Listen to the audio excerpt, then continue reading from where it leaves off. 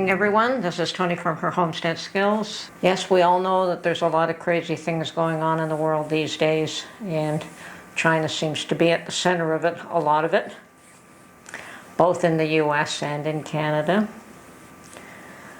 Apparently there has been whistleblowers that have come forth in Canada stating that there has been Chinese interference in the last 2 elections.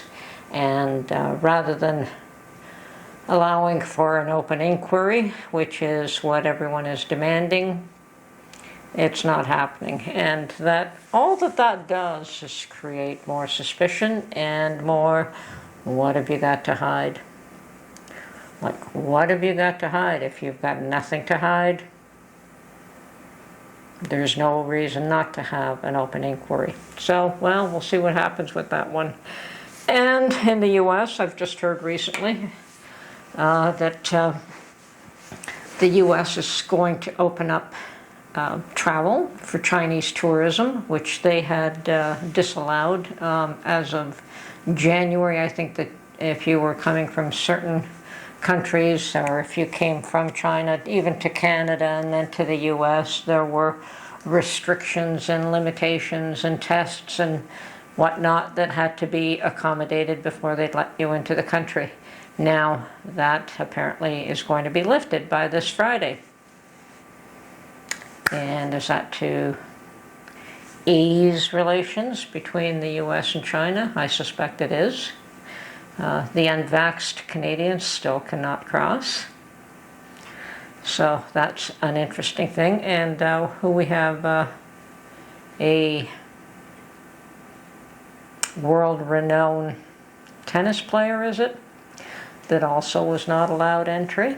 He was refused entry because he was unvaxxed. So, I mean, all of that will come to an end very soon, but it should have come to an end a while ago.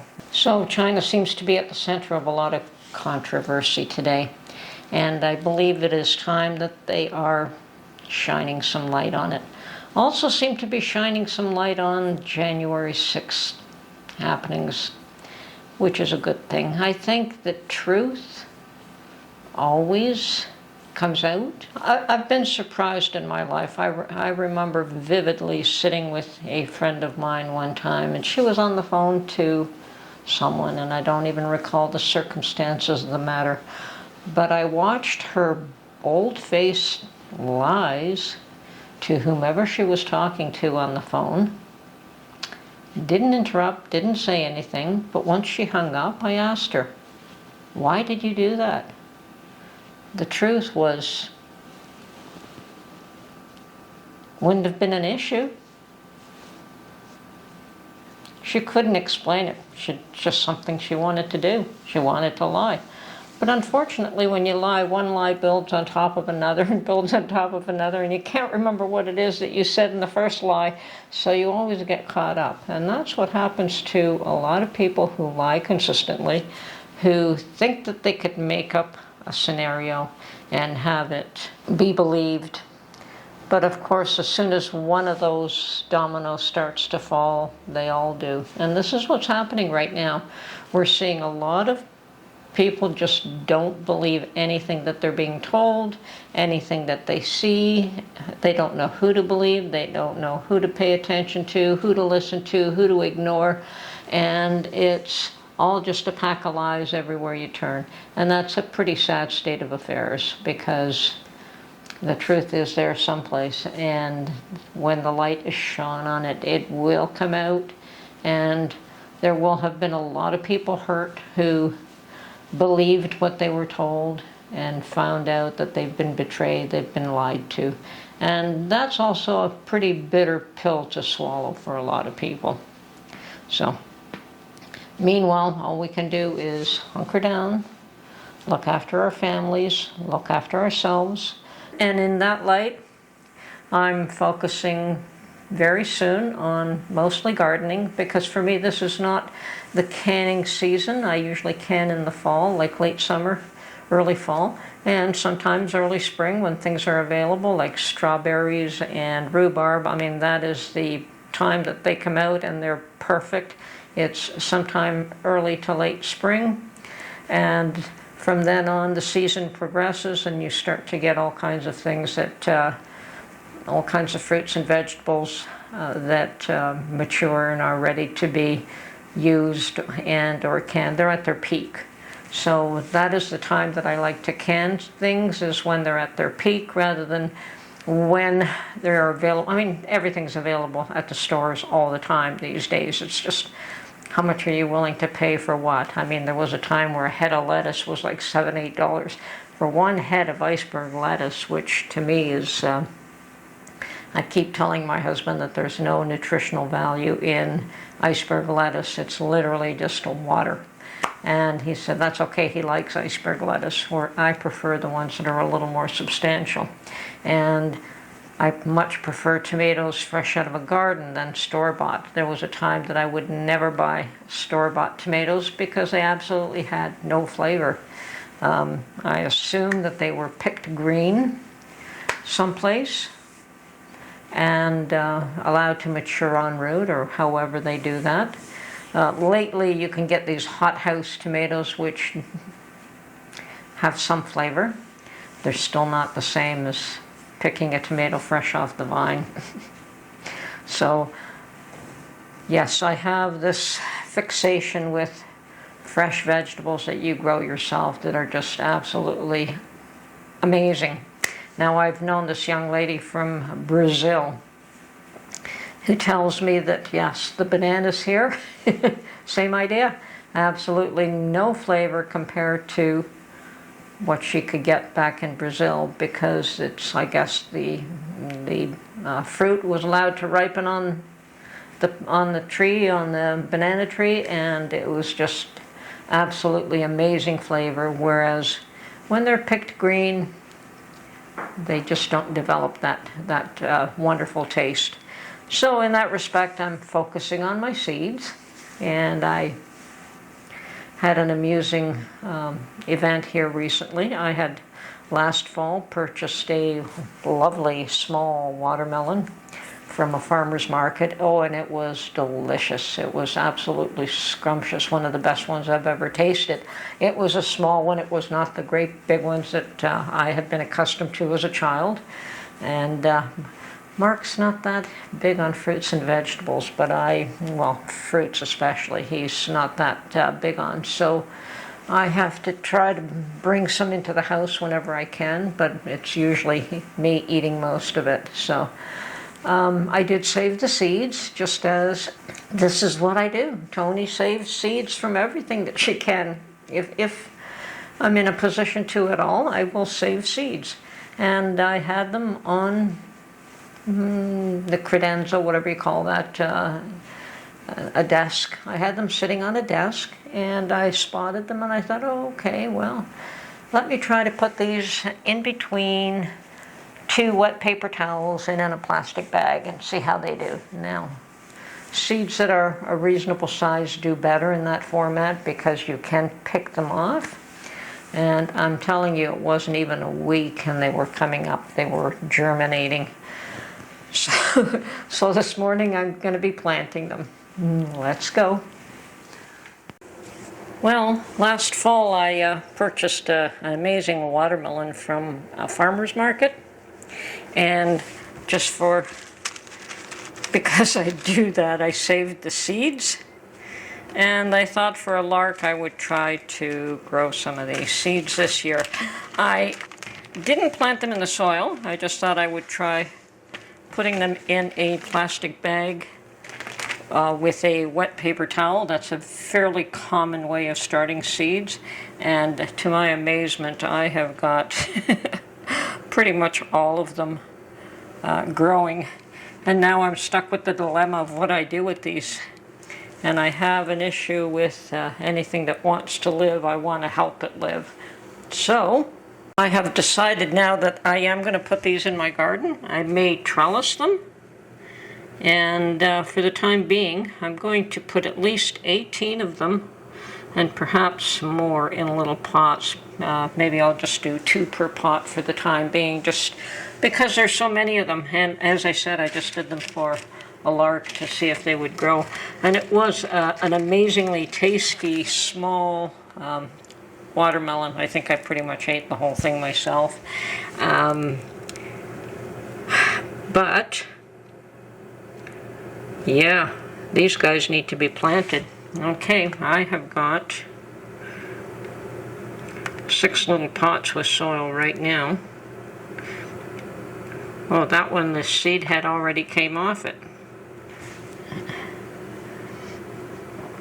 So I'm going to just put 2 of them down in each pot, and then I'm going to cover them with a little bit more soil. Just because. Now, probably 2 per little pot is too many, but we'll see what happens here. I probably will have to throw some of these away, much as I don't want to do that.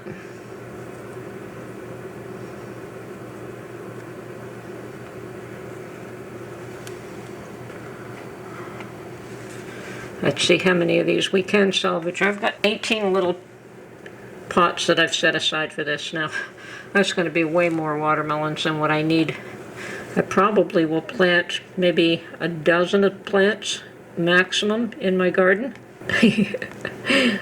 Isn't this awesome? Okay, so I've got some more soil here. And I'm just going to fill up some more little pots here.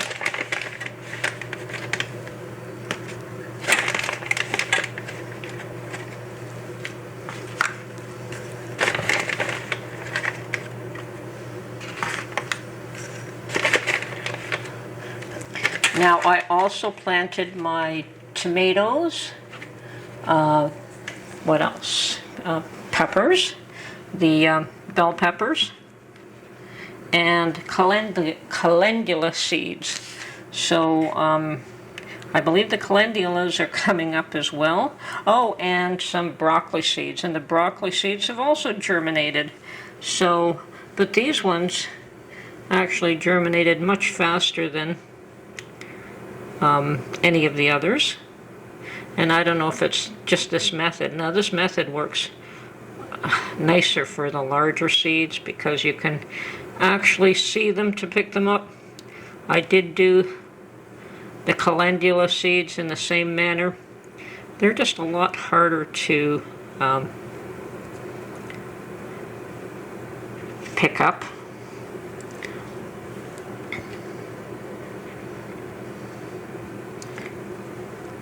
Let's see, if I've got a dozen little pots here, that's already 24 plants. And much as I hate to throw any of them out.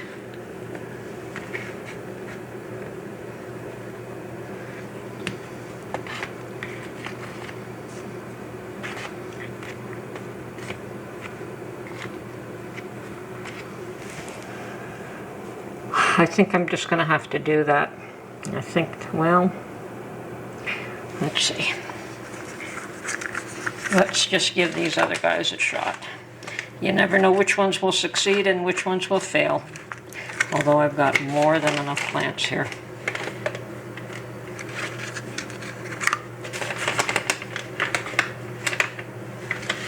That'll teach you. Only grow what you think you want. Not what you... But they don't always all germinate, so... Always good to have some extra.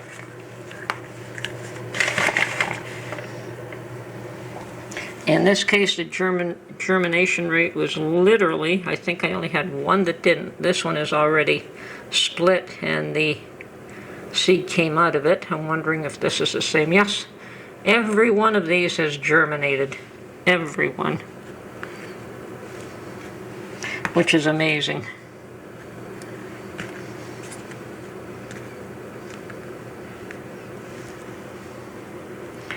Get in there.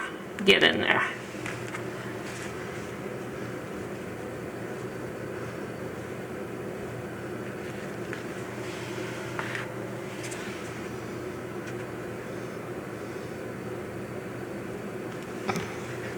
And yes, sometimes they grow right into your paper towel.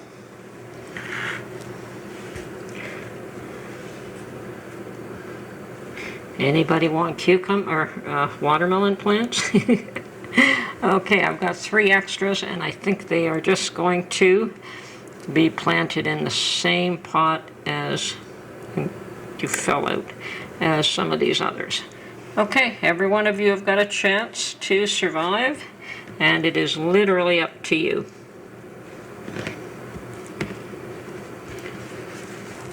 So, going to lightly cover these now.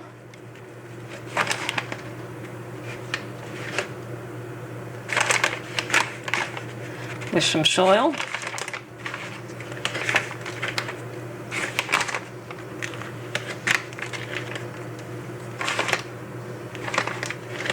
And I suspect that these will have to be transplanted into bigger cups very soon. But this is what I had available now, so this is the treatment they got. Okay.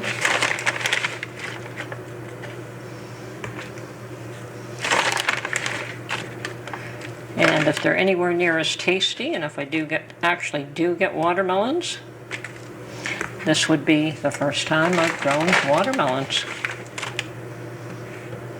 I don't see why they won't survive, and they certainly have a long enough growing time, considering how early I've started them.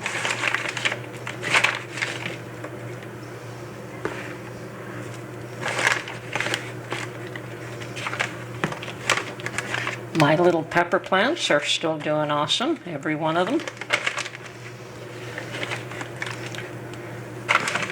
And I have a few, as I said, a few calendula that have germinated, just like these little guys. But I'm going to wait till I have a few more of them. And with calendula, I would probably plant that everywhere in my garden. Any place you could find a spot. So they aren't going to be just put in one little spot. Okay.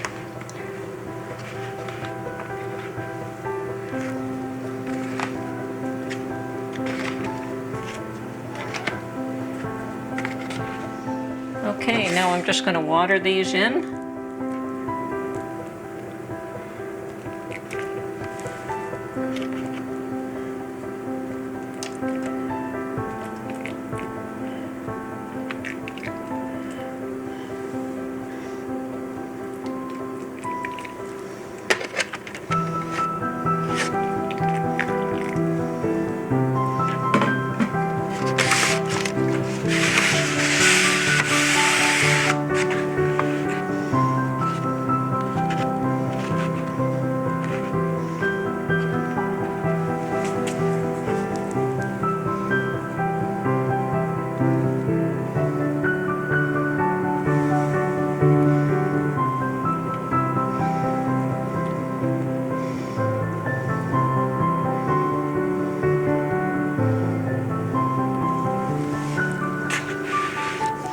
And of course we keep an eye on these every day and water them as they dry out. But at this point these guys can go under the lights and they'll do really well there. Okay, a few more started. We're on our way to growing a garden this year. Okay, so now that I've planted all my little watermelon seeds, I have to admit my strawberries have not germinated at all. So if they don't, I expect that when I go up to the farms this spring, I mean, I'm obviously not going to get my own strawberries from those seeds this year anyway. So the idea is to get some fresh seed directly from the farm and not sprayed with something to inhibit their growth. Because we pick them fresh, like it's a U-Picket farm that I go to, and they're just awesome. And once again, those things don't last long. When you pick them fresh like that, you pretty much, like whether it's peaches or whether it's the strawberries, I find you pretty much have to can them up or use them pretty much right away, because for some reason they just don't last long. Now I suspect once again with peaches and strawberries, in order to have them in a store for a certain length of time. They're picked unripe. They have to be, in order for them to last any time at all. So, yeah, if these strawberries do not germinate, I will be buying fresh strawberries at the local. You pick it, well, local, it's one that I found that I really liked. And I will be starting them again. You know, I'll be at least separating the seeds and maybe starting them later on in the year and get them planted in the ground before the winter. Have them hopefully grow and then cover them up and make sure that they try to survive the winter. Okay, this is Tony from Her Homestead Skills. I hope you enjoyed this little video, and let's focus on moving forward, folks. There's not too much we can do about a lot of things that are going on in this world, but we can focus on our family, focus on ourselves and what we're doing, and let's just do the right thing. Okay.